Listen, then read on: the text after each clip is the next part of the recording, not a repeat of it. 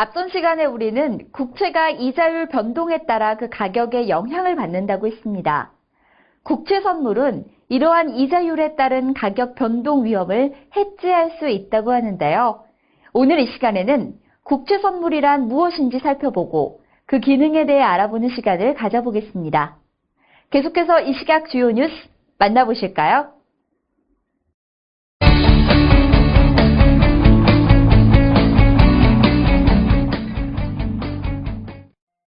2012년 7월 12일 금융통화위원회는 기준금리를 3.25%에서 3%로 전격 인하했습니다. 이 소식을 들은 이선명 씨는 금리 인하 소식에 놀랍니다.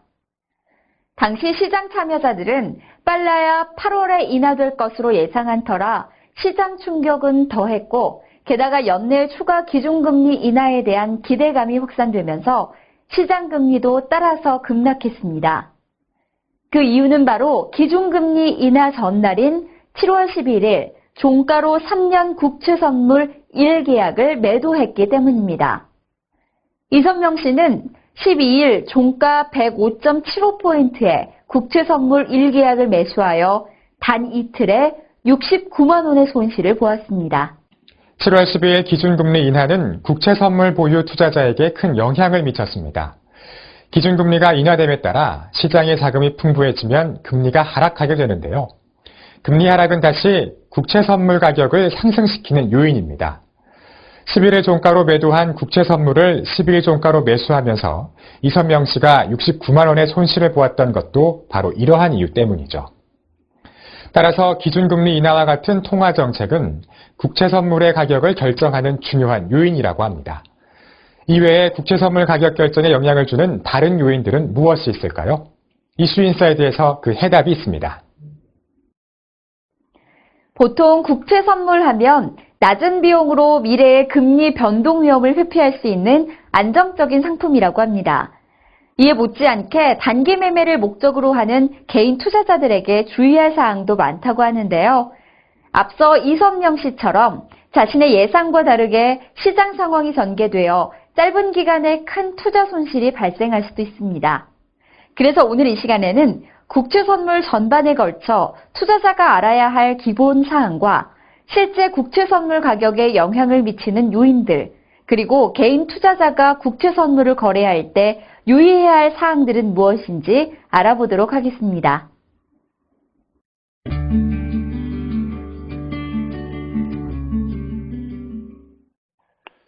자, 먼저 국채 선물이란 무엇인지 그 개념에 대해서 짚어본 후에 주요 특징들을 알아보겠습니다.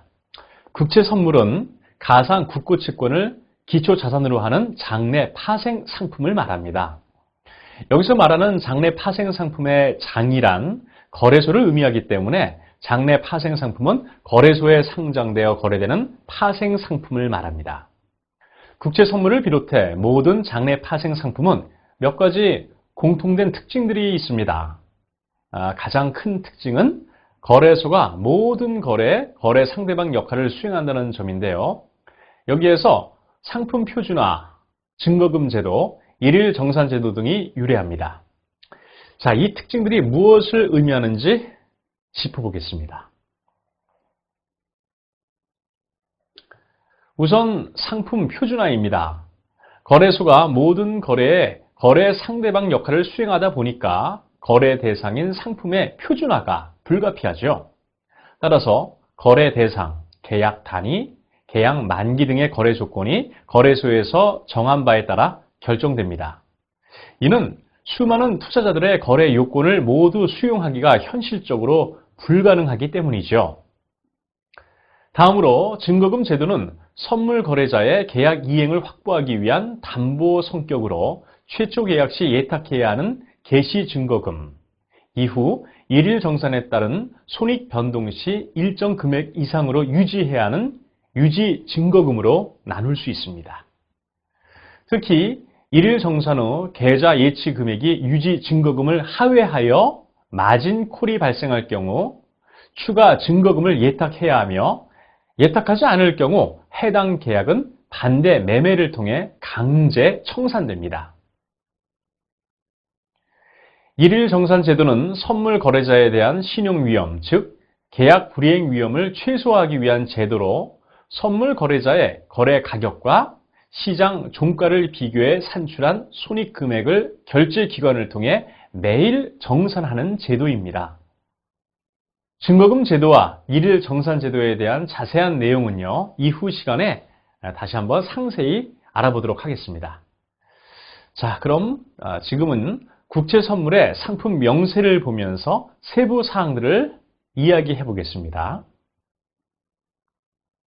2012년 현재 한국거래소에는 국고채와 관련한 상품으로 3년 국채 선물, 5년 국채 선물, 10년 국채 선물이 상장되어 있습니다. 먼저 각 상품의 기초 자산을 살펴보면 3년 국채 선물은 3년 만기 가상 국고채권, 5년 국채 선물의 경우 5년 만기 가상 국고채권, 10년 국채 선물의 10년 만기 가상 국고채권이고요. 발행 조건은 표면 이자율 5%의 6개월 이자 지급으로 가정합니다. 세 상품 모두 기초 자산을 제외한 다른 세부 사항은 동일합니다. 우선 거래 단위부터 살펴보면 국채 선물 한 계약 단위는 가상 국고채권 액면금액 1억 원을 기준으로 합니다. 가격 표시는 액면 100원당 원화를 소수점 둘째 자리까지 표현합니다.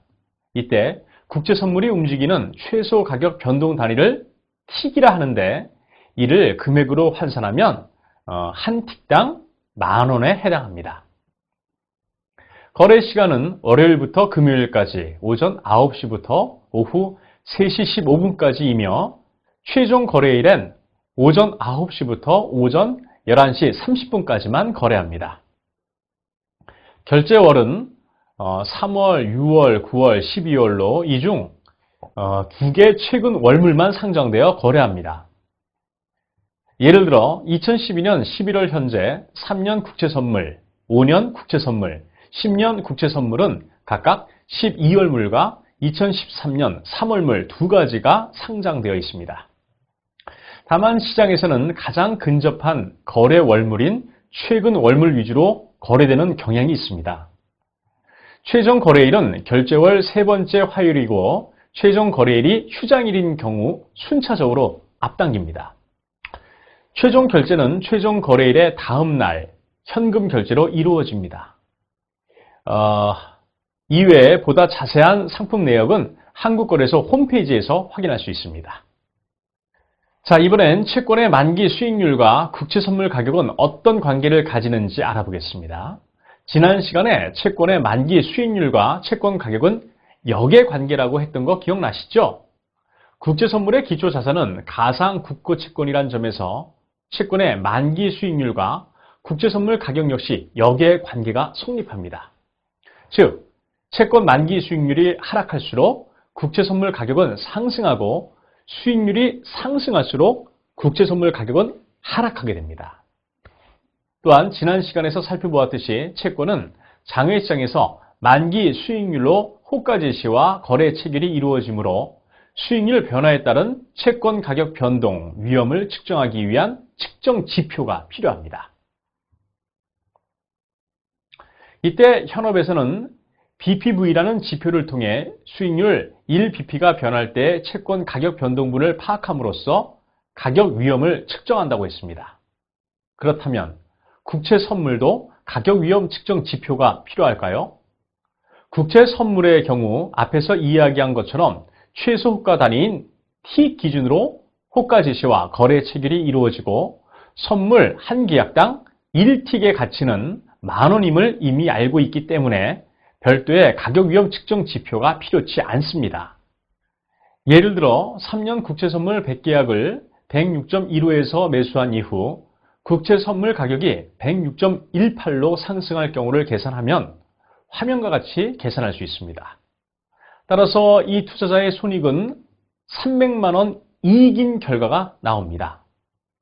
가격 위험 측정 지표가 없어도 선물 한 계약당 1틱의 가치는 10,000원임을 이미 알고 있기 때문에 가격 위험 측정 지표가 필요 없는 것이죠. 그렇다면 시장 참가자들이 국채 선물을 거래하는 이유는 무엇일까요? 우선 해지 목적의 국채 선물 거래를 생각할 수 있습니다. 이는 채권 보유자가 금리 상승으로 인한 채권 가격 하락 위험을 해지하기 위해 국채 선물을 매도해 금리 변동으로 인한 손익 변동을 최소화하고자 하는 경우를 말합니다.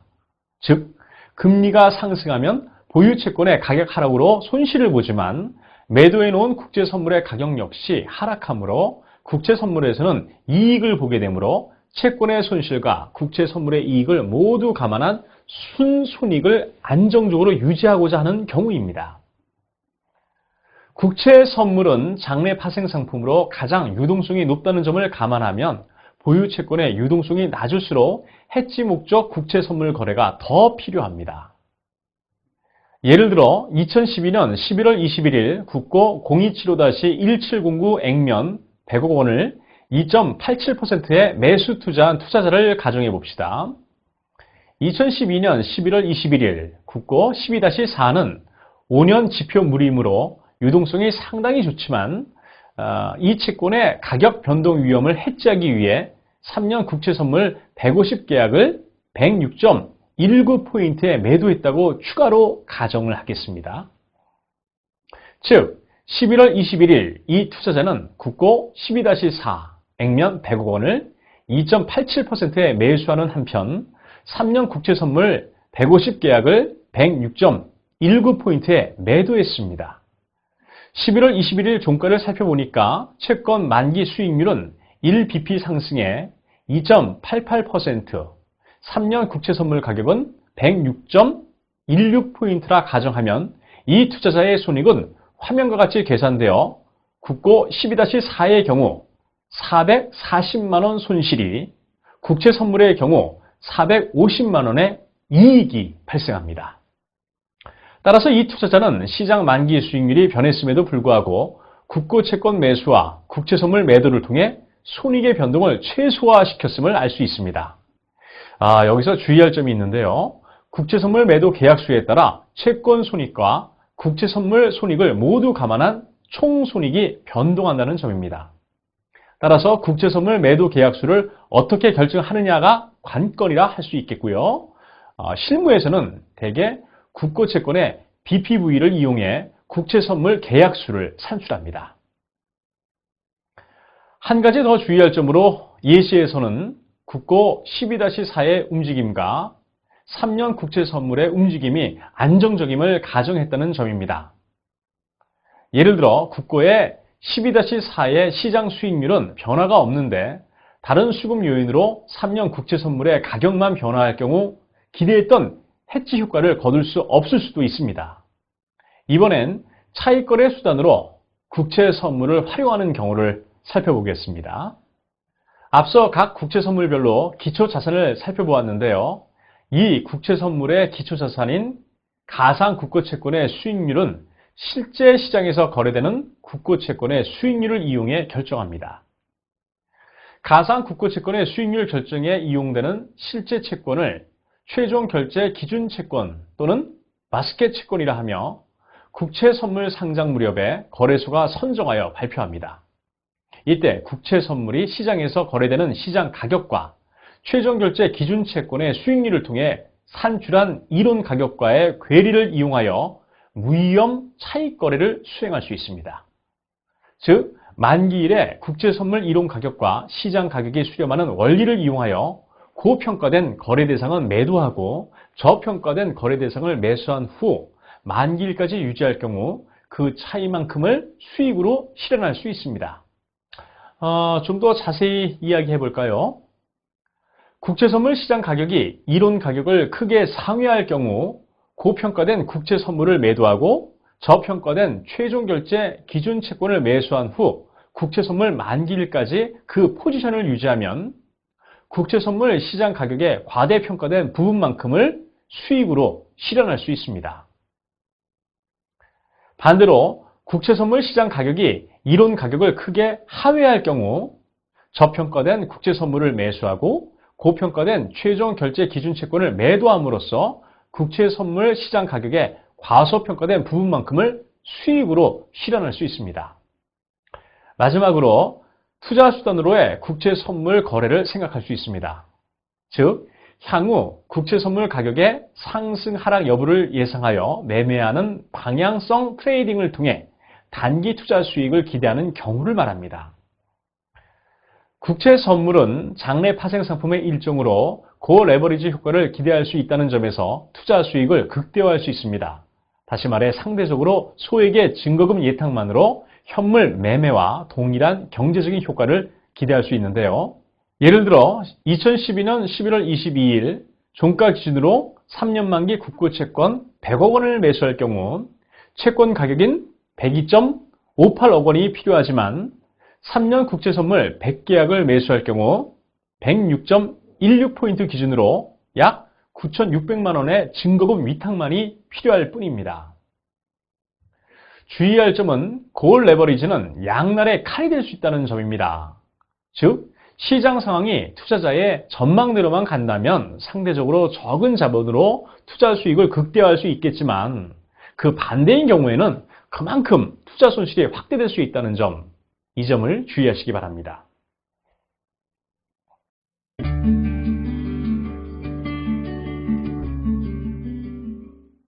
실제 시장에서는 국채 선물의 가격을 결정하는 요인으로는 무엇이 있을까요?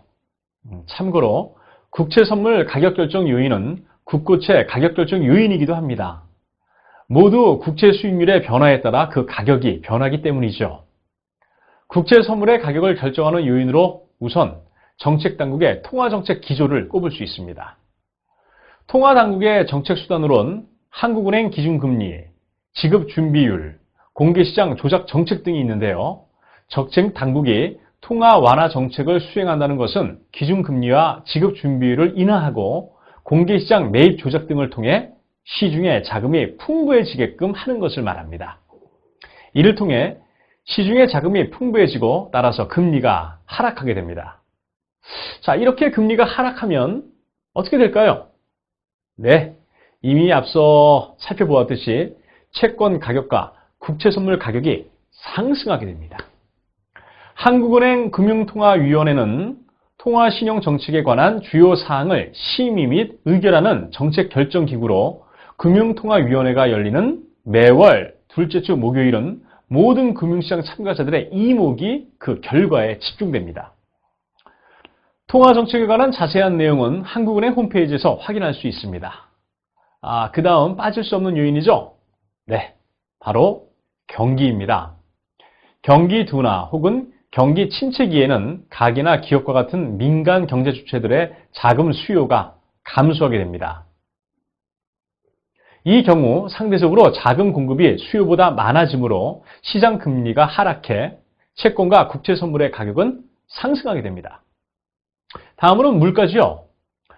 지난 시간에 채권의 미래 현금 흐름은 채권 발행 시점에 이미 결정되어 있다고 했는데요.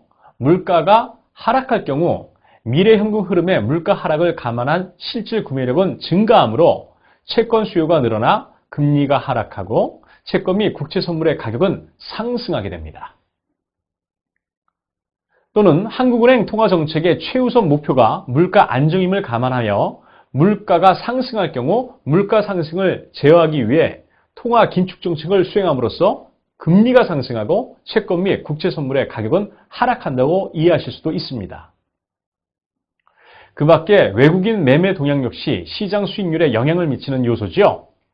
주요 외국인 투자 주체로는 해외 펀드와 해외 중앙은행을 생각할 수 있습니다. 우선 해외 펀드를 살펴보면 글로벌 금융위기 이후 해외 투자가들에 대한 국고채의 투자 매력과 원화에 대한 관심이 크게 늘었습니다. 이는 해외 투자가들 사이에서 우리나라 재정 건전성과 경제 펀드메탈이 상대적으로 양호하다는 인식이 확산된 데다가 IMF 이후 진행된 자본 자유화에 따라 환금성이 확보되었기 때문입니다. 다만 이들 해외 펀드 자금은 단기 자금 성격으로 원달러 환율 동향 및 글로벌 자금 흐름에 상당히 민감합니다. 환율이 급등하거나 글로벌 신용 악재 등이 부각될 경우 언제든지 빠져나갈 수 있다는 점에서 이들의 동향을 주의해야 합니다. 해외 중앙은행의 경우 그들이 보유한 외환 보유액 다변화 차원에서 원화 국고 채권을 매수한 경우고요. 상대적으로 장기 자금 성격으로 해외 펀드에 비해 안정적인 흐름을 보입니다. 마지막으로 수합시장 동향을 들 수 있습니다. 이자율 시장에는 지금까지 살펴본 채권, 국채선물 이외에도 장외 파생 상품인 수합시장이 있습니다. 수합시장은 상대적으로 생소한 개념이기 때문에 여기에서도 이런 것도 있구나 하는 개념 정도만 이해하기로 하겠습니다. 원화 이자율 수합은 일정 기간마다 3개월 CD와 고정금리를 주기적으로 교환하기로 한 계약을 말합니다. 이 시장은 국채선물, 국고채 현물시장과 더불어 이자율 시장의 한 축을 담당할 정도로 큰 비중을 차지하고 있습니다. 다만 장외 파생 상품이므로 대형 금융기관들만이 이자율 수합시장에 참가할 수 있고요. 채권 매수 및 수합 고정금리 지급, 채권 매도 및 수합 고정금리 수치와 같은 매매 형태를 통해 채권 수익률에 영향을 미치게 됩니다. 또 통화수합이라는 장외 파생 상품이 있습니다. 이는 일정 기간마다 6개월 리보 금리와 원화 고정금리를 주기적으로 교환하기로 한 계약을 말합니다. 통화수합은 USD 원금과 원화 원금의 교환이 수반되므로 금융기관 중에서도 신용도가 우수한 은행들 위주로 시장이 형성되고요. 외국계 은행 중심의 재정거래를 통해 채권 시장에 영향을 미치게 됩니다.